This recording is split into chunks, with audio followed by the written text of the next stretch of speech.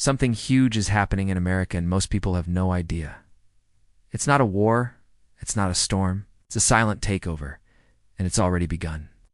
Right now, we're on the edge of a crisis that could permanently change the American workforce.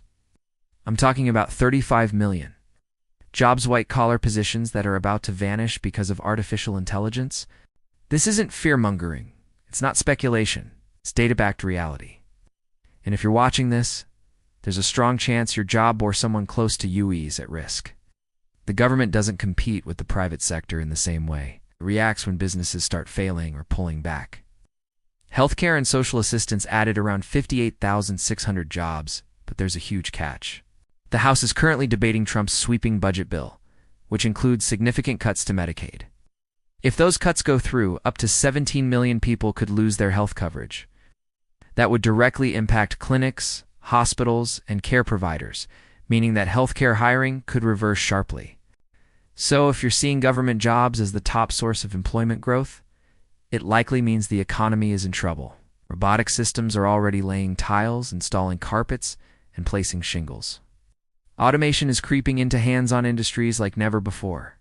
If you're in a white-collar job, especially one involving routine tasks, it's time to start looking at industries AI can't easily touch.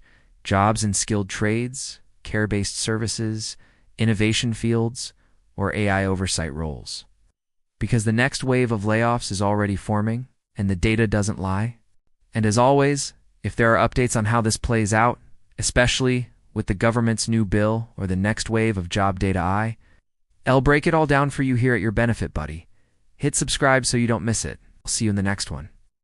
Jobs where human empathy, strategy, and dexterity still matter.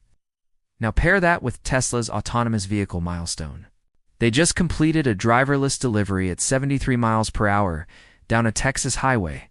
No human driver, no middleman. That means even jobs in transportation, logistics, and vehicle delivery are on the chopping block. Hey everyone, welcome back to your benefit, buddy, where we dig deep into the stories that actually impact your financial future. If you appreciate this kind of honest, real-world reporting, hit that like button. It helps more people wake up to what's coming. Robotic lawnmowers are replacing landscapers. AI-powered manicure stations are painting nails. Machines are being tested that can give haircuts with mechanical precision. And yes, robotic foot massagers are also in the works. We're not entering it anymore, we're approaching the final stages. Once the government becomes the biggest employer and the private sector shrinks, that's your sign. That's when the economy flips, and it's happening now. Let's dive in. In fact, the longer you've been there, the more likely your job is at risk. Why? Because you're more expensive to keep than new hires. AI doesn't care how long you've worked. It doesn't care how loyal you are. It cares about efficiency, cost, and speed. The CEO of Ford just made headlines for saying the quiet part out loud. Hey, I will wipe out half of all white-collar jobs in the U.S. That's about 35 million out of 70 million positions. And this isn't a distant prediction. It's already happening. You've probably seen the headlines, but let's look at the real numbers. Layoffs are surging. In fact, layoffs just hit the highest level since 2020, according to fresh labor market data.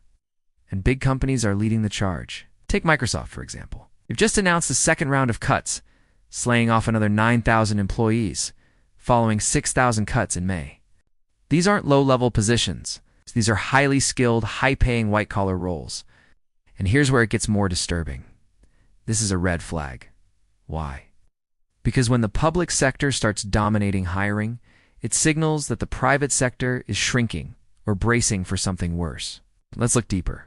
Construction. It added just 15,000 jobs, but even that's under threat. And professional services. Down 7,000 jobs. That's your HR departments, your consulting teams, your tech support white-collar hubs. Even service-based jobs like landscaping and personal care aren't safe.